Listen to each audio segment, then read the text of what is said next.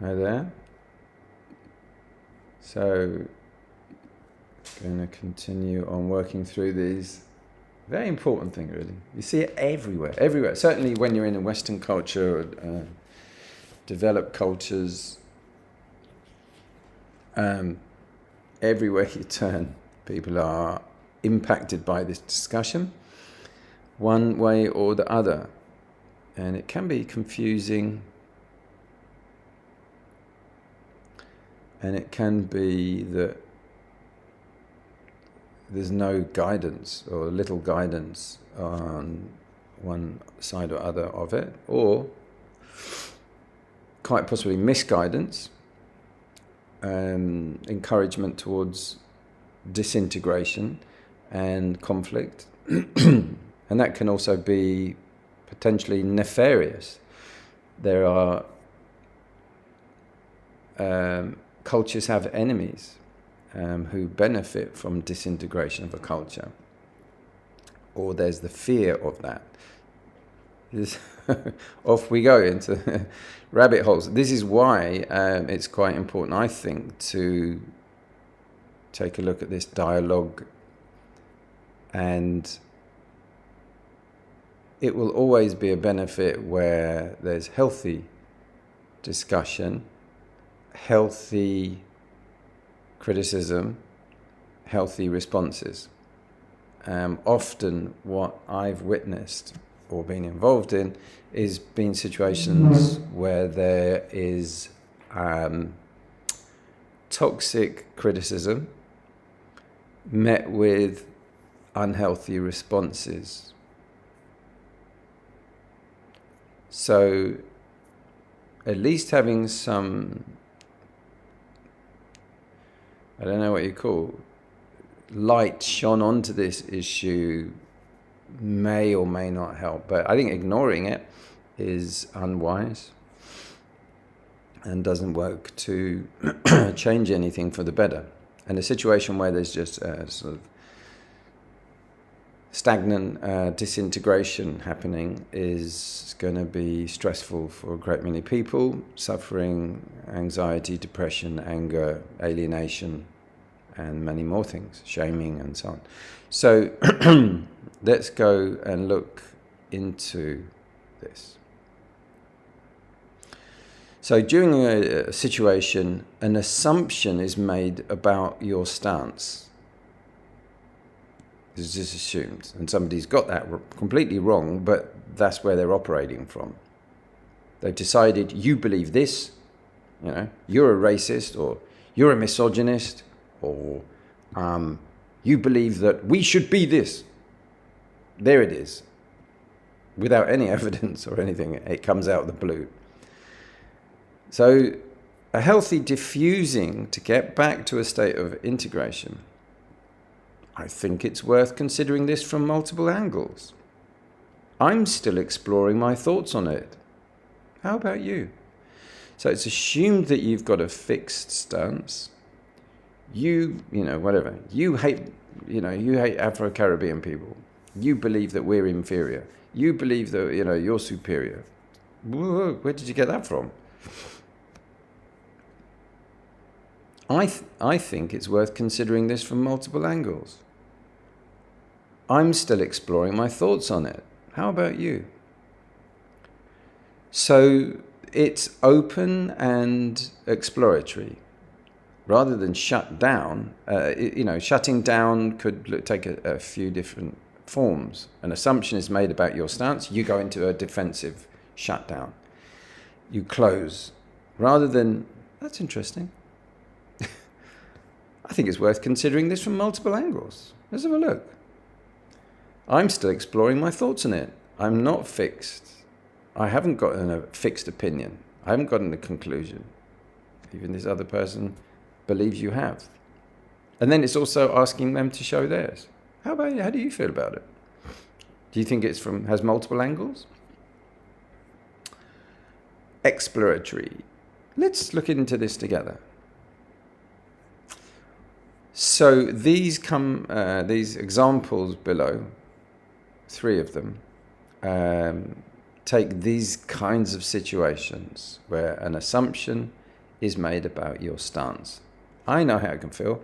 Can feel pretty irritating, and you personally can feel misunderstood, misjudged, and not seen. Let's have a look how this can be, and that goes again, to conflict, division.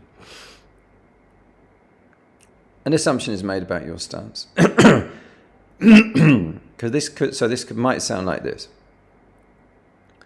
From a female to a male, I think. You probably think women should just stick to traditional roles, don't you? And a defensive retort, you clearly don't know me at all if that's what you think. Let's hear it again. You probably think women should just stick to traditional roles, don't you? You clearly don't know me at all if that's what you think. All right, so the first one, you probably think, that starts off from there. Women should, there's the should word, women should just stick to traditional roles, don't you? So it's prodding. It presumes something. It assumes a traditionalist stance without inquiry, preempting a defensive response. So it assumes that, are you going to come back? Yes, I do. All right. So the defensive retort, you clearly don't know me at all if that's what you think. It's defensive and it's dismissive. You just don't know me. Boof. You've been chucked in the bin. Boom. This response shuts down dialogue by making it personal. You don't know me. By making it personal and defensive. We're not anymore discussing a topic about traditional roles and women. We are into you. You don't know me. And I don't want you. It's into that kind of territory, right? And it's pushing the other person away instead of inviting exploration. All right, so a healthy response might sound like this. Let's hear it again. You probably think women should just stick to traditional roles, don't you? I think traditional roles have evolved in many ways. What makes this topic so important to you? Nice. This is something the Buddha did, which was counter-questioning. It doesn't get onto a fixed stance. I think traditional roles have evolved in many ways. That's good, because the traditional roles are not just one thing everywhere. They're traditional roles. What's happening in Italy about traditional roles is different that's happening in Ghana, or among the Eskimos, or in Peru, or New York, or in London, or in Amsterdam, or in Spain. So in some places, traditional roles have evolved in many ways. Compared from Cairo, where I've seen a great many different kinds of roles, from hotel managers to taxi drivers, to here in Malaysia, where you've got silicon chip microcircuitry people, and you've also got people selling at the marketplace. So, all kinds of different traditional roles are involved. A huge spectrum. I think traditional roles have evolved in many ways. What makes this topic so important to you? It shows curiosity and reframing from the traditional roles being this thing to a reframe of a thing that's in a dynamic, and it's not a singularity, it's a multiplicity. traditional roles evolved many ways. It's 1,000, 100,000, million paths. It's not a one thing. What makes this topic so important to you? What's your interest in it? Where are you coming from? Let me know. Actually, the way I said it was a bit of a shutdown. What makes this topic so important to you? Go on, I'm interested. You probably think women should just stick to traditional roles. What makes this so important to you? Well, I saw my mother. I represent. I work for. I want to be a lawyer in, so you can start to understand okay. I'm having my first child in 8 months' time. There could be a lot of different reasons. What's so important for you then? But the curiosity, once we understand where they're coming from, I see, yeah. I was born and raised in the Sudan. I saw, I see. So you're representing Sudanese people and women in New York. I understand. Got you. So, reframing. Let's have a look at our next one then. So this would presumably be a person who wants to explore or already has a projected opinion, preformed opinion, assumption. All right, an assumption is made about your stance. This would be directed, in this case, at someone like me or me. As a monk, I'm sure you believe in the superiority of male teachers.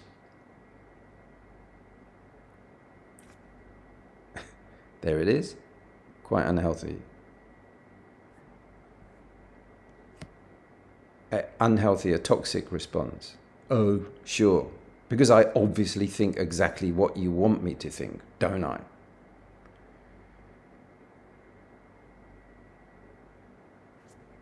Let's go back. As a monk, I'm sure you believe in the superiority of male teachers.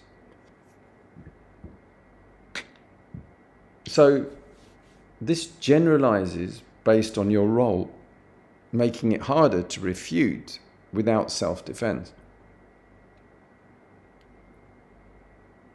As a monk. So suddenly, this platform assumption about what all monks are, something like that. They're male, it's religion, and there's a whole bunch of sort of platforms that get dumped and stamped, rubber stamped immediately. Oh, what is it? Is it monk? Okay, well they all believe this. They all believe in the superiority. It's actually untrue. For example, I highly respect Master Cheng Yen. He's one of my main teachers, who's a female nun and a great teacher.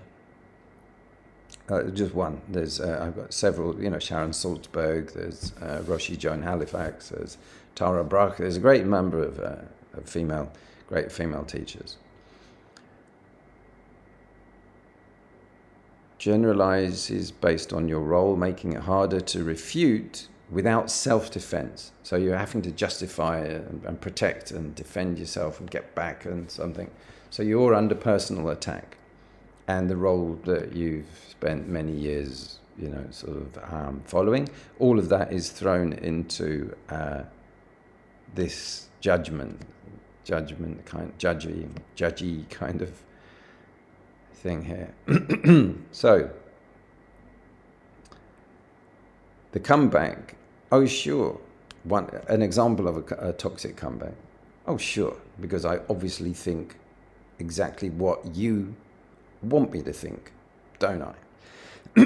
It's involving mockery, sarcasm, and passive aggression. This sarcastic response ridicules the other person's assumption. It identifies it's an assumption, but it doesn't diffuse it. It ridicules it. Nobody likes to be mocked, nobody likes to be ridiculed, and nobody likes to hear sarcasm about them.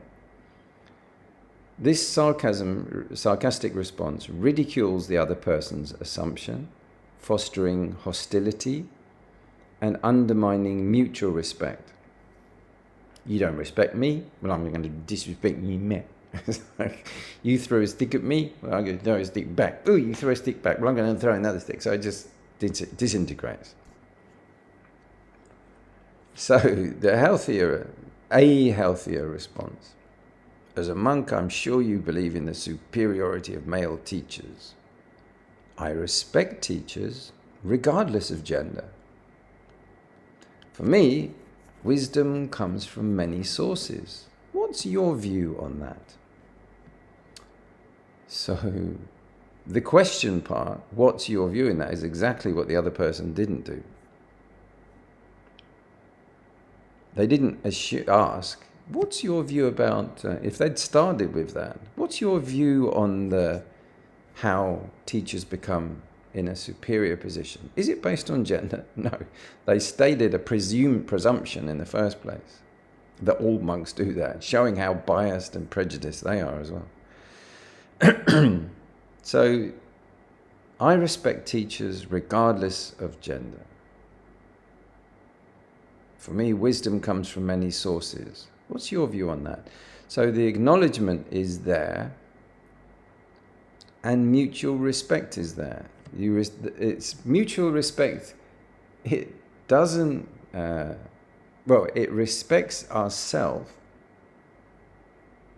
because instead of getting defensive, it respects yourself. I respect teachers regardless of gender. It acknowledges our own, invested past and energy and respectful attention without devolving ourselves into this petty quarrel and getting dragged down into that level. So it respects the self, but it also respects the other person. What's your view on it then? Do you think that teachers can be good regardless of gender? Or you only believe in superior female teachers? And if any male is actually good, you dismiss them because of their gender. All right.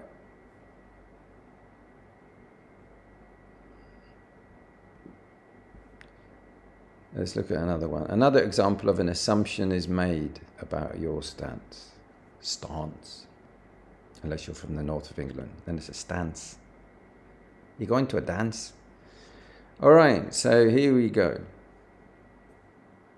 It's clear you don't see gender equality as a priority in Buddhism. So that would make an assumption about my stance. It's clear that you don't see gender equality as a priority in Buddhism. So that unhealthy stab can be put out there. And an aggressive counter question, and who gave you the authority to decide what I believe? We're into a ding-dong, as it's called in England, already. Hear how that went? It's clear that you don't see gender equality as a priority in Buddhism, and who gave you the authority to decide what I believe? So, the initial, it's clear you don't see gender equality as a priority in Buddhism, it implies a lack of judgment. It implies a lack of alignment with progressive values, putting you on the back foot, meaning you have to, you're going into defense already from that.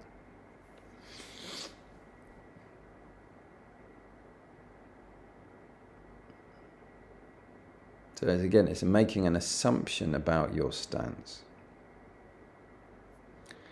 And if you're silent, it doesn't mean you're necessarily agreeing with them, by the way. And who gave you the authority to decide what I believe? It's an aggressive counter question. It's like a punch bag. Who gave you the authority to decide what I believe? Bam. It's challenging and confrontational. This confrontational approach shifts the focus to attacking the other person, escalating conflict rather than clarifying your stance. So, stance. All right.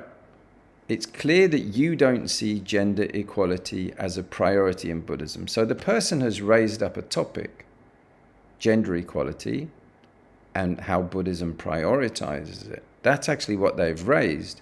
And they've gone in about the stance, the position that this person in front of them is holding. But what comes back is an attack back at the initial person. Who gave you authority to decide what I believe? It's a confrontational approach. It's aggressive. It's challenging. And it focuses on attacking the other person. You don't have any authority.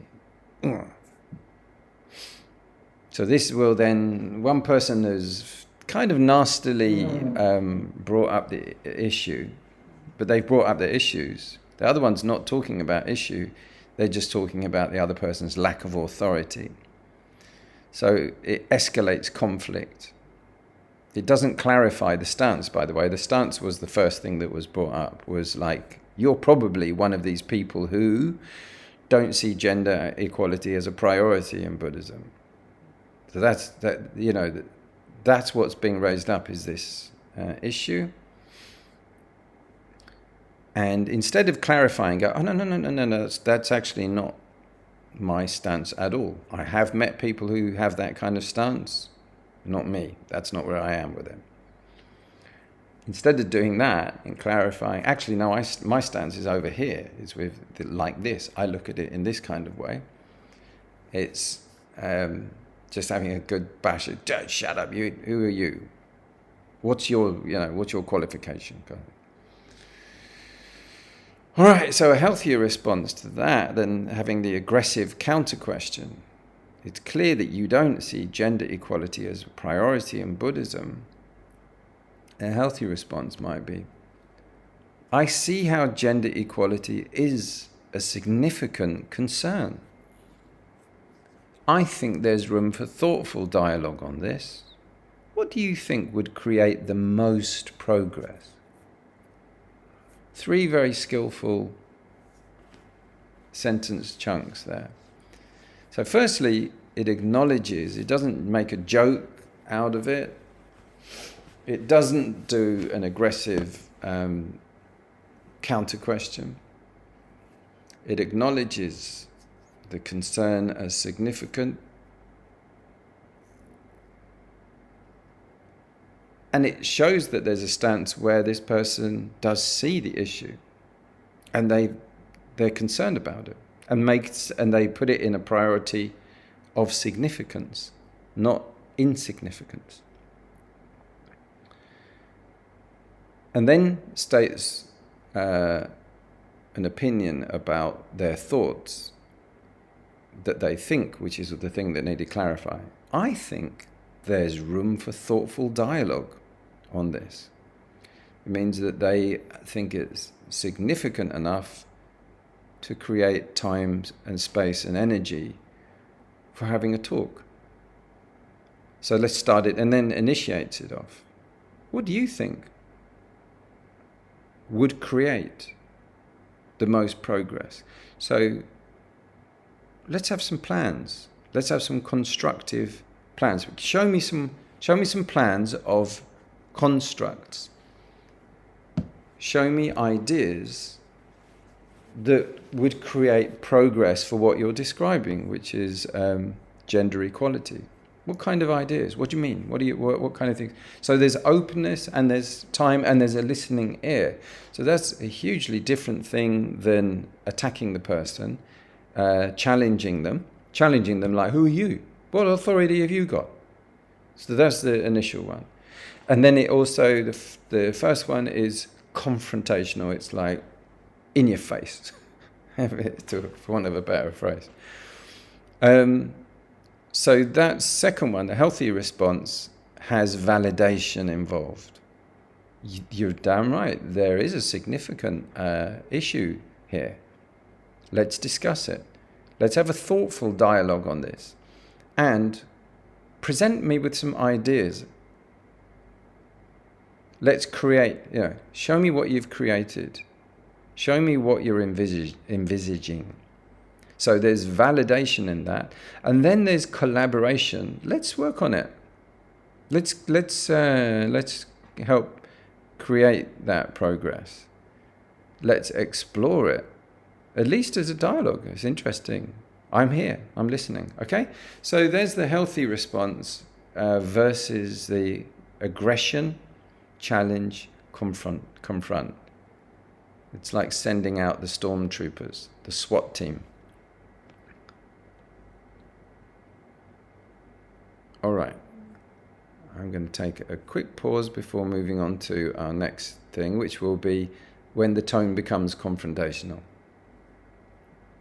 Thanks very much, and take care. I hope you're enjoying the series.